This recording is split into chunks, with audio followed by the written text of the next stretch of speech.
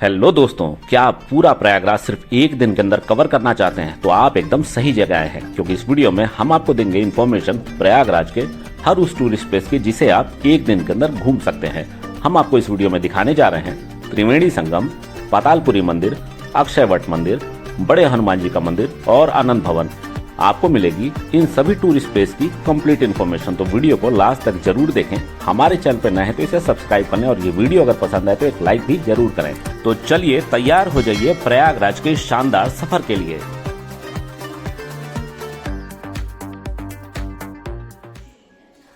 Hello दोस्तों, मैं हूं आपका होस्ट आकाश। स्वागत है आपका हमारी नई वीडियो में। इस समय सुबह के 6 बजे हैं और हमने अपने सफर की शुरुआत कर दी थी दिल्ली से प्रयागराज के लिए। हमने यहां से बोर्ड करी थी वंदे भारत एक्सप्रेस, जो हमें 12 बजे प्रयागराज पहुंचाने वाली थी। आज दिन था संडे का और हमने ये डिसीजन लिया था कि सेम डे जाके पूरे प्रयागराज को कवर करके वापस दिल्ली के लिए नेक्स्ट मॉर्निंग लौट जाना था। प्रयागराज स्टेशन पे 12 बजे हम पहुंच चुके थे और अब हमारी यहां से पहली मंजिल थी पवित्र त्रिवेणी संगम, जिसके लिए प्रयागराज जाना जाता है। स्टेशन से प्रयागराज त्रिवेणी संगम तक की दूरी थी तकरीबन 6 किलोमीटर की। हमने यहां से एक ऑटो लिया जिसने 50 रुपए पर पैसेंजर के हिसाब से हमसे किराया लिया और हमें आधे घंटे के अंदर त्रिवेणी घाट तक पहुंचा दिया था। जिस जगह अभी हम पहुंच चुके हैं इसे किला घाट कहा जाता है और अब आपको यहां से नाव की मदद से त्रिवेणी संगम तक ले जाया जाता है। अगर आप सिंगल पैसेंजर हैं तो आप 150 रुपए प्रति व्यक्ति के हिसाब से नाव का किराया लेके संगम घाट तक पहुंच सकते हैं। अगर आप ग्रुप में आए हैं 3 से 4 लोगों के तो आप पूरी नाव को 500 रुपए तक में रिजर्व कर सकते हैं।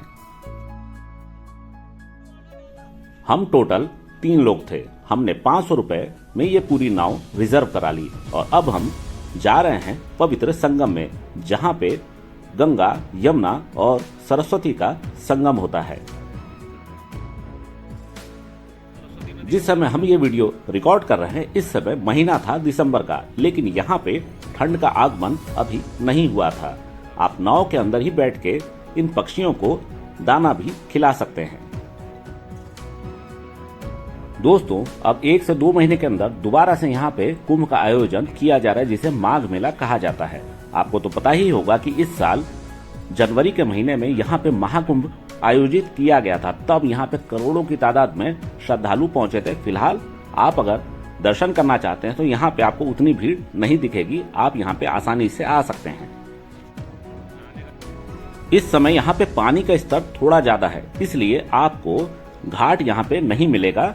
अब आप देखिए, हम संगम पॉइंट पे पहुंच चुके हैं और यहाँ पे 2 रंग का पानी आपको देखने को मिल रहा होगा। जो लाइट कलर का पानी है वो है माँ गंगा का पानी और जो डार्क पानी है वो है यमुना जी का पानी। सरस्वती नदी भी यहाँ पे मिलती है, लेकिन वो अदृश्य रूप से इन नदियों से यहाँ पे संगम करती हैं।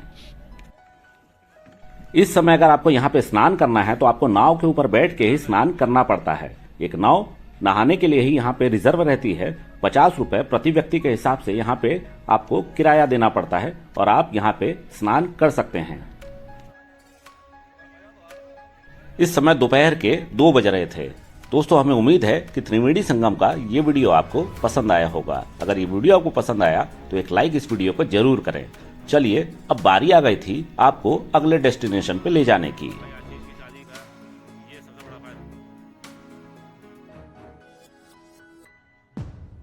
प्रयागराज के ज्यादातर टूरिस्ट प्लेस आपको संगम तट के आसपास ही मिलेंगे। अब हम आपको लेके चल रहे हैं प्रयागराज फोर्ट में। इसके अंदर ही बने हुए हैं 2 मंदिर, जिन्हें कहते हैं पातालपुरी मंदिर और अक्षयवट मंदिर। अकबर का किला जो बना हुआ है ये अकबर का सबसे पुराना किला था और सबसे बड़ा किला भी इसे माना जाता है, लेकिन आज की डेट में पर्यटक इसमें अलाउड नहीं है। इसे आर्मी ने अपने प्रोटेक्शन में लिया हुआ है। किले के अंदर ही आप जिस परिसर में अब जा रहे हैं इसे कहते हैं पातालपुरी मंदिर और ऐसा कहा जाता है कि भगवान राम भी स्वयं इस मंदिर में दर्शन करने आए थे। इस मंदिर को भारत के सबसे पुराने मंदिरों में से भी एक माना जाता है और इस मंदिर को पातालपुरी मंदिर इसलिए कहा जाता है क्योंकि यहाँ पे आपको भगवान की मूर्तियां धरती के नीचे जाके मिलती हैं। आप एक गुफा के माध्यम से नीचे की तरफ उतरते हैं। देखिए, अब हम उतर रहे हैं और इसके नीचे आपको सैकड़ों मूर्तियां मिलती हैं देखने को, जो कि हजारों साल पुरानी देखने में लगती हैं। देखिए, अब हम मंदिर के अंदर प्रवेश कर चुके हैं धरती के नीचे। यहाँ पे वीडियोग्राफी अलाउड नहीं है, तो हम ज्यादा तस्वीरें आपको नीचे की नहीं दिखा सकते, लेकिन एक अलौकिक शांति का एहसास आपको यहाँ पे आके जरूर होता है। संगम घाट से इस मंदिर की दूरी मात्र 1 किलोमीटर की है और आप पैदल ही संगम स्नान के बाद यहाँ पे आ सकते हैं। अब पातालपुरी मंदिर से मात्र 250 मीटर आगे आपको देखने को मिलता है अक्षयवट मंदिर। अक्षयवट एक बरगद का पेड़ है और इसे अमरता का वरदान माँ सीता ने दिया था। ऐसा कहा जाता है कि जब भगवान विष्णु ने इस पूरी पृथ्वी को खत्म कर दिया था, तब भी ये अक्षयवट उस समय पृथ्वी पे विराजमान था और नजर आ रहा था। अपने वनवास के दौरान भगवान राम और माता सीता ने इस पेड़ के नीचे विश्राम भी किया था। अब चलिए आपको यहाँ से 1 किलोमीटर दूर लेके चलते हैं बड़े हनुमान मंदिर में। ये मंदिर दोस्तों भारत के सबसे प्रमुख हनुमान मंदिरों में से भी एक माना जाता है और यहाँ पे भगवान हनुमान की लेटे हुए रूप में पूजा की जाती है। इस मंदिर का इतिहास भी काफी रोचक है। ऐसा कहा जाता है कि जब भगवान राम अपनी पूरी सेना के साथ लंका विजय करके लौट रहे थे, उस समय हनुमान जी को थोड़ी थकान महसूस हो रही थी, तो माता सीता से परमिशन लेके वो यहाँ पे लेट गए और उन्होंने यहाँ पे आराम किया। तब से उनकी इसी रूप में यहाँ पे पूजा की जाती है और हर साल सावन के महीने में माँ गंगा, जो यहाँ से 1 किलोमीटर दूर बहती हैं, भूमिगत रूप से भगवान हनुमान को स्नान करा के जाती हैं। दोस्तों, इस वीडियो में हम पूरी कोशिश कर रहे हैं कि फटाफट आपको पूरे प्रयागराज के सबसे मुख्य टूरिस्ट प्लेस के दर्शन करा दें और इन्फॉर्मेशन दे दें, जिससे आप अपना 1 दिन का प्रयागराज टूर आसानी से कर सकें। शाम के इस समय 4 बज रहे थे। अब हम आपको हनुमान मंदिर से तकरीबन 6 किलोमीटर दूर लेके आ चुके हैं आनंद भवन, जो कि गांधी नेहरू परिवार का घर था। दोस्तों, ये सिर्फ घर ही नहीं है बल्कि एक म्यूजियम भी है और यहाँ पे आपको भारत के 3 प्रधानमंत्री जवाहरलाल नेहरू, इंदिरा गांधी और राजीव गांधी से जुड़ी कई सारी पुरानी चीजें देखने को मिलती हैं। इस घर को जवाहरलाल नेहरू के पिता मोतीलाल नेहरू ने साल 1930 में एक जज से खरीदा था। उनका घर इससे पहले इसके बगल में ही बना हुआ था, जिसे आज स्वराज भवन कहते हैं। यहाँ पे आप देख सकते हैं उस जमाने की बहुत सारी वस्तुएं आपको देखने को मिलती है। इंदिरा गांधी किस कक्ष में सोया करती थी, कहाँ पे खाना पीना खाया करती थी, कहाँ पे उनकी शादी हुई और कहाँ पे उनका जन्म हुआ, आपको सारी चीजें आज भी सजीव यहाँ पे देखने को मिल जाती हैं। दोस्तों, आनंद भवन को घूमने के लिए आपको कम से कम 3 घंटे का समय लेके चलना चाहिए, क्योंकि आनंद भवन के साथ ही आपको देखने को मिलता है स्वराज भवन, जो आज की डेट में म्यूजियम है। और इस पूरे परिसर में आपको एक तारामंडल भी देखने को मिलता है, जिसे जवाहर तारामंडल कहा जाता है। ये जगह मंडे को बंद रहती है और यहाँ का एंट्री टिकट है 100 रुपए। अगर आप तारामंडल भी देखना चाहते हैं तो उसका आपको 70 रुपए का टिकट अलग से लेना पड़ता है। आजादी से जुड़ी बहुत सारी चीजें आपको यहाँ पे देखने को मिलती है। यहाँ पे महात्मा गांधी का भी दौरा कई बार हुआ था और उनसे भी जुड़ी चीजें आपको यहाँ पे मिल जाएंगी। दोस्तों, इस घर को साल 1970 में तत्कालीन प्रधानमंत्री इंदिरा गांधी ने भारत सरकार को दान कर दिया था। तब से ये घर एक म्यूजियम के रूप में पर्यटकों के लिए खोल दिया गया। वास्तव में जैसा हमने सोचा था, यहाँ पे हमें उससे भी बहुत कुछ ज्यादा देखने को मिला, क्योंकि ये देखिए, ये जो जगह हम आपको दिखा रहे हैं, इसी जगह पे इंदिरा गांधी की शादी फिरोज गांधी से हुई थी और सामने की जो बिल्डिंग आप देख रहे हैं, यहीं पे इंदिरा गांधी रहा करती थी। यहाँ पे आपको जवाहरलाल नेहरू के कक्ष मिल जाएंगे सोने के और बाकी काम करने के, मीटिंग हॉल, डाइनिंग हॉल, बहुत कुछ देखने को मिल जाता है।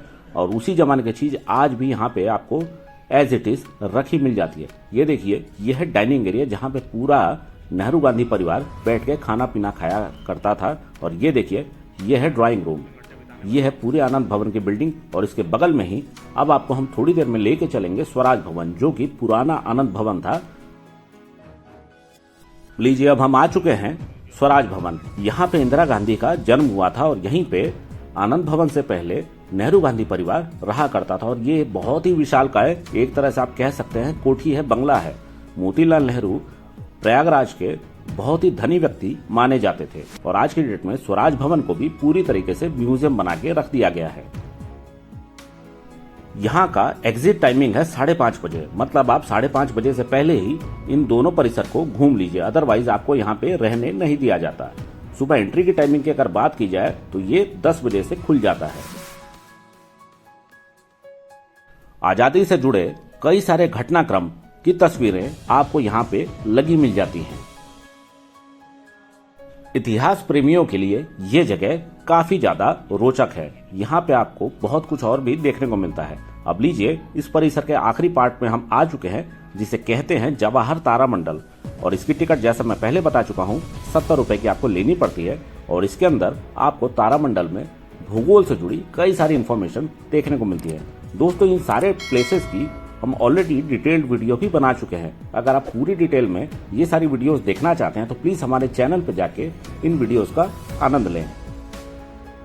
तो दोस्तों, ये था प्रयागराज का एक दिन का टूर। अब हम दिल्ली के लिए वापस लौटने वाले थे। आपको ये पूरी वीडियो कैसे लगी प्लीज कमेंट्स में हमें जरूर बताएं। यहाँ तक ये वीडियो देखने के लिए आपका बहुत बहुत धन्यवाद। Thanks for your time.